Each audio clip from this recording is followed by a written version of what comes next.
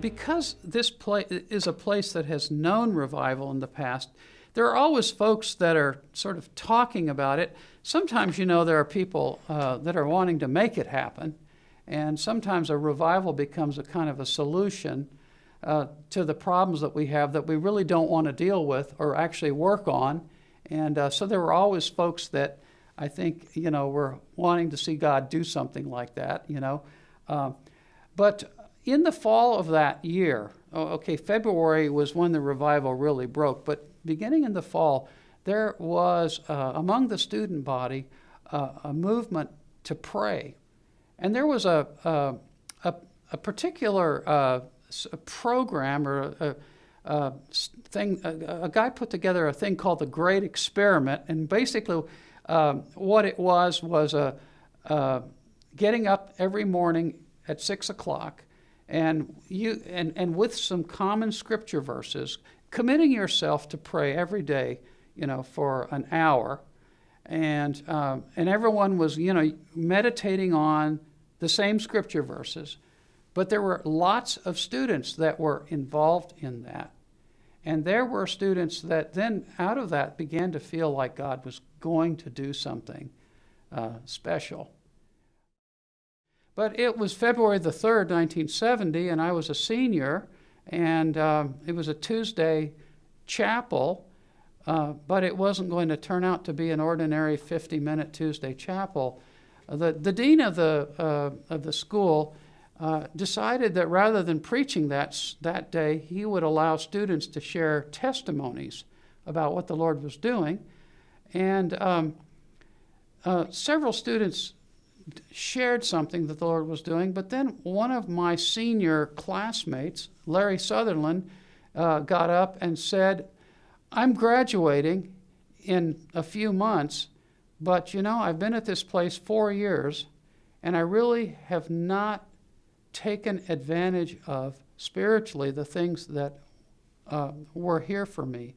I've kind of run from God, and I just know I need to make things right with the Lord and go all in with the Lord." And so he said, "I'm going to go down to the altar and pray. And if anyone would like to join me, I invite you to come."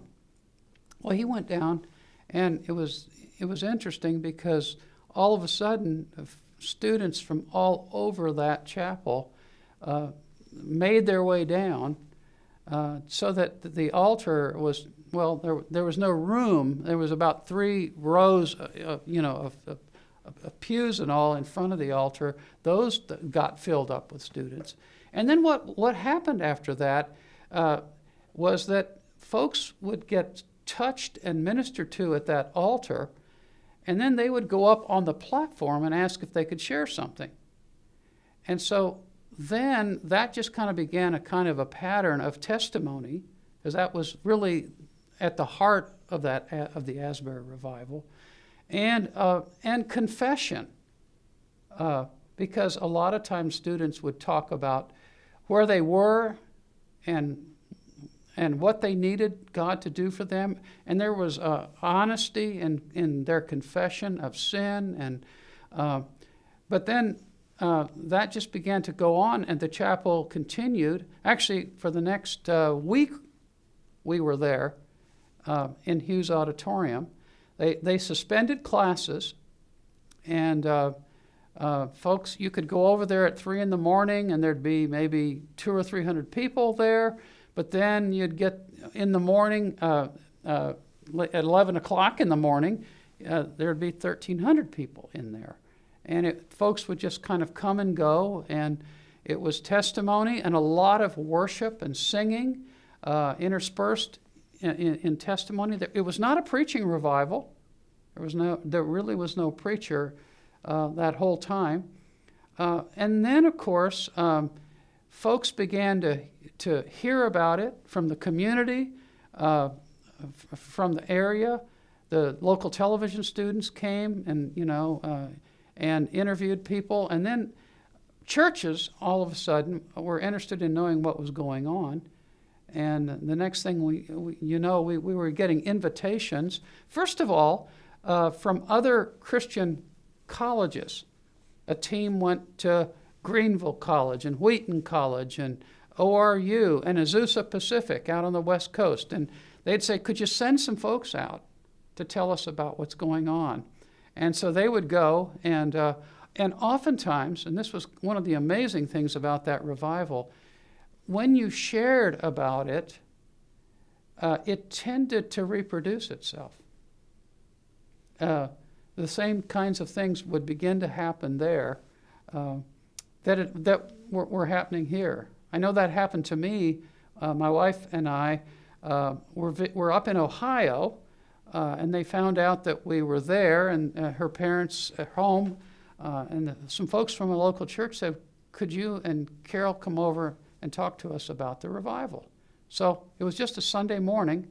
Her brother was a part of that congregation, and so I just got up and started telling the story, and about 7 or 8 minutes after I'd begun to talk, a woman in the back of the church stood up, and next thing I know, she said, Pastor, I'm so sorry for the things I've said about you and the way I have torn you down. And she just asked him to forgive her. And interestingly, at that moment, no one had given any kind of an invitation or anything, but folks all over the congregation just got up and came forward and kneeled at the altar rail and began to pray and cry and weep. And I remember thinking to myself, this is amazing. I think if I had just gotten up and said, Mary had a little lamb, his fleece was white as snow, that something would have happened, But it tended to be like that. And that went on for really the next three or 4 months. The actual, after a week, we did go back to class, and it wasn't 24/7 in terms of services in Hughes Auditorium, but the next 2 or 3 months, it kind of continued, and it affected Christian colleges, and then local churches and youth groups.